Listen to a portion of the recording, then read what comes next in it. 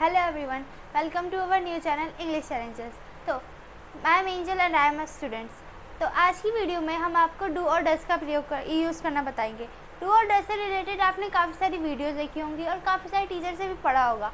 तो मैंने सोचा कि मैं भी आपको एक अपने ईजी वे की तरह से समझाऊँ और मैं भी आपको बताऊँ कि मेरी तरीके से मैंने कैसे पढ़ा है, या फिर मैं भी आपका अपना एक्सपीरियंस शेयर करूँ हमारे डू और डज के बारे में।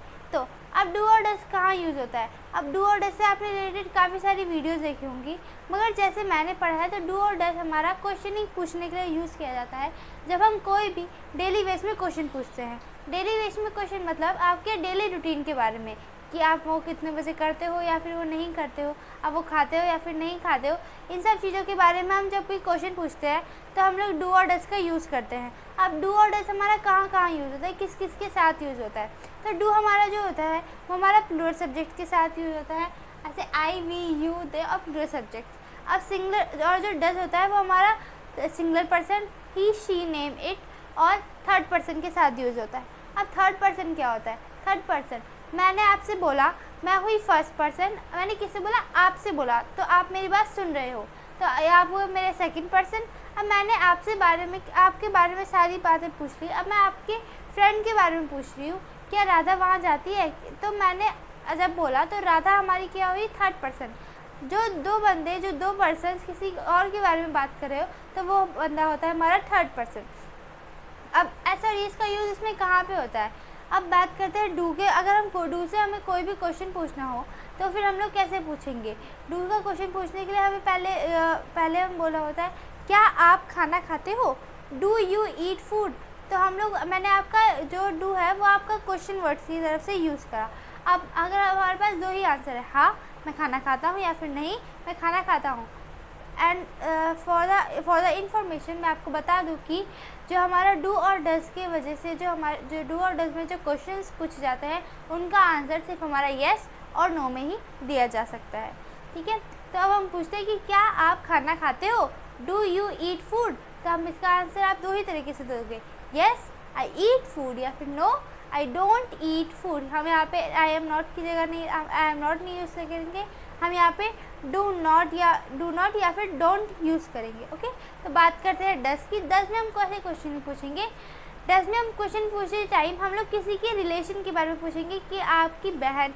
मगर ध्यान रखिए, हम लोग जब भी कोई थर्ड पर्सन के बारे में क्वेश्चन पूछे तो वो थर्ड पर्सन सिंगुलर ही होना चाहिए। अगर वो थर्ड पर्सन प्लूरल में चला जाएगा तो हमारा क्वेश्चन फिर से डू में आ जाएगा। मगर फिर भी अगर हमारा जो थर्ड पर्सन है वो सिंगुलर है तो हमारा क्वेश्चन किस में पूछा जाएगा? डज में।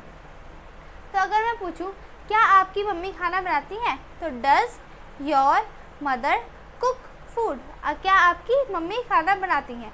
अब हम बात करते हैं एस और एस की। तो अब कभी भी हम लोग जब डज में क्वेश्चन पूछा जाए थर्ड पर्सन के बारे में तो हमें एस और एस तब लगाना है जब हम उसका आंसर दें एक पॉजिटिव वे में, या फिर येस में अगर हम उसका आंसर देंगे तो उसकी वर्ब के साथ हमारा एस और एस जुड़ जाएगा। जैसे मैंने पूछा कि क्या आपकी मम्मी खाना पकाती है? Does your mother cook food? तो हम इसका आंसर देंगे येस माई मदर कुक्स फूड। तो अब हम नेगेटिव में देंगे तो know my mother doesn't cook food. तो आपने देखा कि मैंने आपको जब भी मैंने येस में पॉजिटिव वे में आंसर दिया तो हमारा येस तो जब मैंने आपको पॉजिटिव वे में आंसर दिया तो हमारा जो वर्ब था उसके साथ हमने एस और एस जोड़ा कि कुक का जगह हो गया हमारा कुक्स फूड। तो cook is change into the कुक्स। तो अब बात करते हैं हमारे नेक्स्ट क्वेश्चन की। अब हमें कोई भी क्वेश्चन पूछना हो, अब जैसे मैंने आपको बताया कि डू में जो क्वेश्चन पूछ जाएंगे वो हमारे उसके साथ एस और एस नहीं जुड़ेगा। अब हमें बात करते हैं अगर हमारा डज के क्वेश्चन की।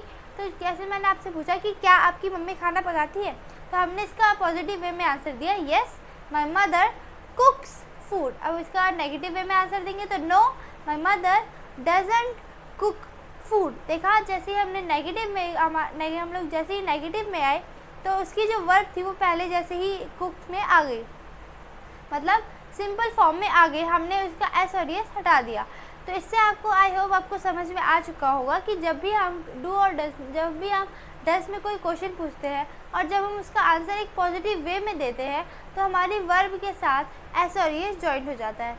तो अब यहाँ पे मैंने कुछ वर्ब्स लिखी हुई हैं डू, डज और एस और एस की, जिनके बारे में हम अगली वीडियो में बात करेंगे। Thank you.